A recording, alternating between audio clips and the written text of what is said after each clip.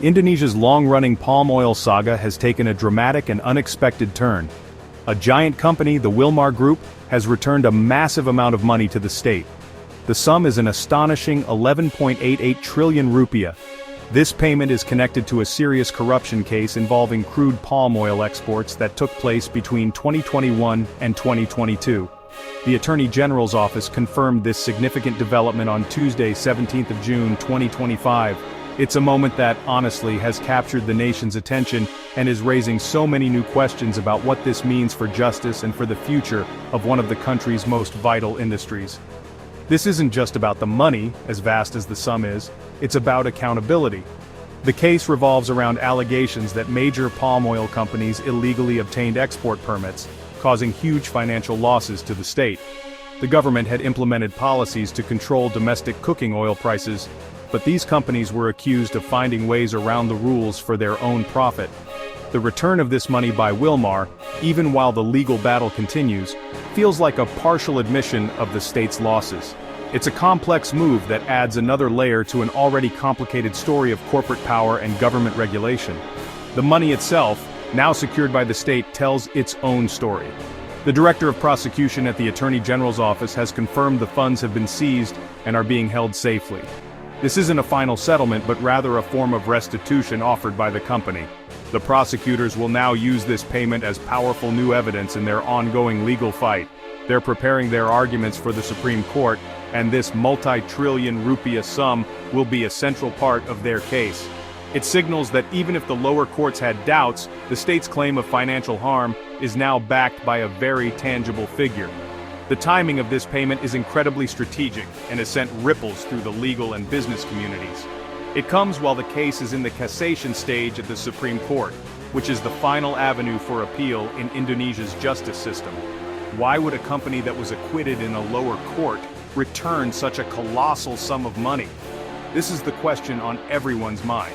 It could be interpreted as a strategic move to mitigate potential future penalties, or perhaps a sign that the company sees the writing on the wall. Whatever the reason, it has firmly pushed this corruption scandal back into the national spotlight. The path to this point has been a real roller coaster of legal decisions, leaving many Indonesians confused and, honestly, pretty frustrated. The story of the court case began with a trial that did not go the way the state prosecutors had hoped. On 19th of March 2025, a panel of judges at the corruption court delivered a verdict that stunned many observers. Three of the country's largest palm oil corporations, Wilmar Group, PT Permata Hijau Group, and PT Musim Mas Group, were acquitted of all criminal charges.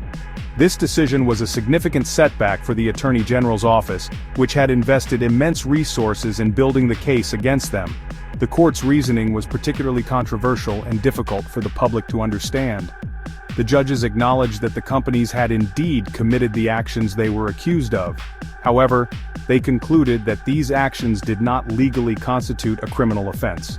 This type of legal finding, known as aanslag van rechtsvervolging, basically means that while the act happened, it was not punishable under the law as it was charged. For many, this felt like a technical loophole that allowed powerful corporations to escape responsibility for actions that clearly harmed the country and its people during a difficult time. This acquittal was met with a swift and determined response from the prosecutors. They immediately announced their intention to fight the verdict. Believing firmly that a crime had been committed and that the state had suffered enormous losses, the Attorney General's office filed for cassation. This is an appeal made directly to the Supreme Court, Indonesia's highest judicial body.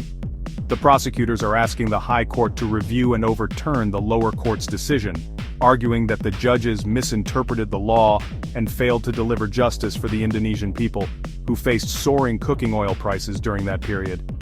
Now, with Wilmar's massive restitution payment, the appeal to the Supreme Court takes on a new and powerful dimension.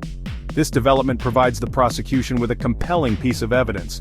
They can argue that the company's own action of returning 11.88 trillion rupiah validates the state's claim of financial loss. It challenges the very foundation of the lower court's acquittal. The legal battle is far from over. In fact, it's just entered its most critical phase. The nation now looks to the wisdom of the Supreme Court judges to make the final and definitive ruling on this landmark case.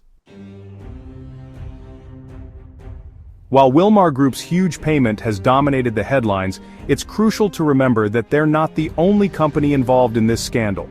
Two other major palm oil giants, PT Permata Hijau Group and PT Musim Mas Group, were also tried and acquitted alongside Wilmar. They too face serious demands from the public prosecutor. The case against them was built on the same foundation, that they had unlawfully secured crude palm oil export permits, contributing to domestic shortages and costing the state trillions of rupiah. Their legal journey is deeply intertwined with Wilmar's, and their fate also hangs in the balance at the Supreme Court. The prosecutors had laid out specific and substantial financial penalties for these other corporations. For PT Permata Hijau Group, the state had demanded a fine of 1 billion rupiah. More significantly, they also sought restitution of 937.5 billion rupiah to cover the losses attributed to their actions. The prosecution's demands included a serious consequence for non-payment. If the company failed to pay, its assets could be seized and auctioned, or the corporation's controller would face a potential prison sentence of 12 months. This shows the gravity of the charges and the state's determination to recover the money it believes was lost. Similarly, PT Musim Mas Group faced even heavier demands due to the scale of its alleged involvement. The prosecutors asked for the same 1 billion rupiah fine but demanded a much larger restitution payment of 4.89 trillion rupiah. The subsidiary penalties were just as severe as those for Permata Hijau, linking non-payment directly to asset seizure or potential jail time for its leadership. These figures really underscore the vast sums of money involved in the crude palm oil export market and the enormous scale of the alleged corruption. The state argued that the actions of these companies had a direct and damaging impact on the national economy. The acquittal of all three corporations by the lower court was therefore a collective victory for them, but a collective blow to the prosecution's efforts. Now, with Wilmar's decision to return funds, the spotlight inevitably turns to Permata Hijau and Musim Mas. Will they follow Wilmar's lead and offer to return the money the state claims they owe? Or will they continue to stand by the lower court's acquittal and fight the case at the Supreme Court without making any concessions? Their next moves will be watched very closely and will significantly influence the final chapter of this complex legal drama. The return of 11.88 trillion rupiah by Wilmar is more than just a financial transaction, it's a symbol. This act of restitution, which means paying back for a loss or injury, is a significant moment for Indonesia. It represents a potential turning point in the fight against corporate corruption. For years, there has been a public perception that large, powerful corporations can operate above the law. This payment, however, shows that state institutions like the Attorney General's office can exert immense pressure and hold even the biggest players to account.